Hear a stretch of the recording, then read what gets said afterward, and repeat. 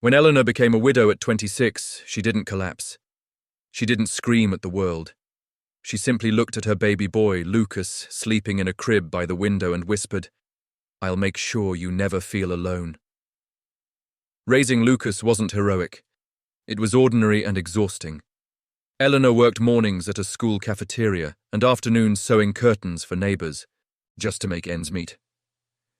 She never told anyone when her back ached or when she skipped meals so Lucas could have more.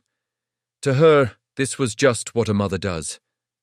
Lucas grew up believing his life was perfectly normal, that they had everything they needed.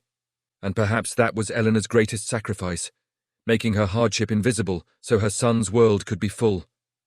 Years passed, and Lucas fell deeply in love with a wonderful woman named Megan. Megan was kind and gentle, but she was also deeply influenced by her mother Rose, a woman who believed that first impressions last forever and that appearances are everything. Before the wedding, Rose pulled Eleanor aside and offered some advice. "On the wedding day," she said with a polite smile, "you should sit by the window. That's where the family belongs." Eleanor, unfamiliar with Rose's ways, took this as a sign of respect, a special place designated just for her. She felt honored. On the wedding day, as guests filled the venue, they noticed Eleanor sitting alone, in a chair by a large window, far from the bustling front row where the immediate family was seated. She smiled at everyone who passed, her heart full of joy for her son. But Megan saw this from a distance and misunderstood. She didn't ask why her mother-in-law was sitting so far away. She just assumed Eleanor was being distant, perhaps even disapproving. And Lucas, caught in the whirlwind of his own wedding, wanting to keep the peace between his new wife and his mother, said nothing. He saw his mother alone, but chose not to break the fragile harmony of the day.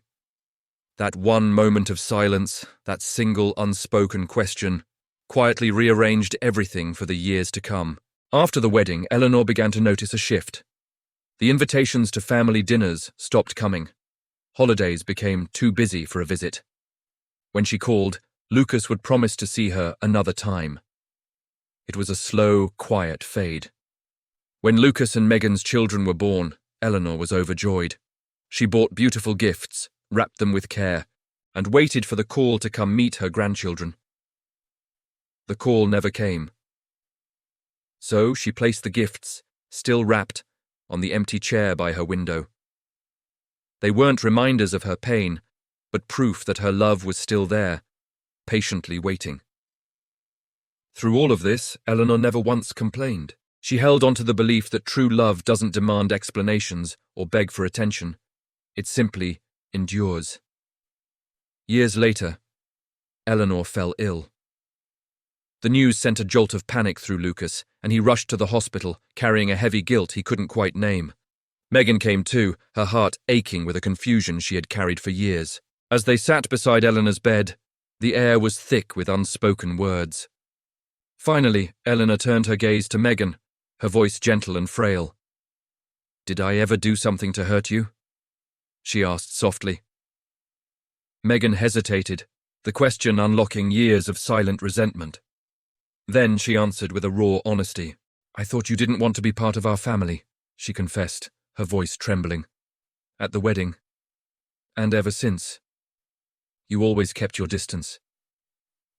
A soft, knowing smile touched Eleanor's lips. "I sat where I was told I belonged," she replied quietly. Silence. It filled the room, heavy and absolute. In that single moment, the truth crashed down on Lucas. The years of distance, the missed holidays, the unwrapped gifts. It wasn't because of hatred or malice. It was all born from a simple misunderstanding that no one ever dared to clarify. Years were lost not because of a fight, but because no one spoke. They had allowed silence to write their family's story, and it had written a tragedy. Eleanor passed away peacefully a few days later. Weeks after the funeral, Lucas returned to his mother's small, quiet home, the place where he had grown up feeling so loved. By the window, the old wooden chair was still there, and on it, a single, folded note left for him. He picked it up, his hands trembling as he read his mother's familiar handwriting. It said, "Love doesn't fade when it's ignored. It just waits." Lucas wept. Not loud, hysterical sobs, but the deep, silent tears of a man who finally understood the weight of what he had lost. This is how life often works.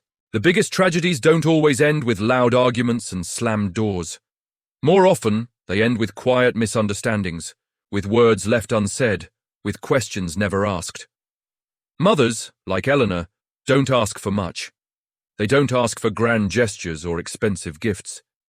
They just ask for presence, for a place in your life, for the simple courtesy of being understood. If your mother is still with you, don't wait. Don't assume you know what she's thinking or feeling. Pick up the phone. Ask the question.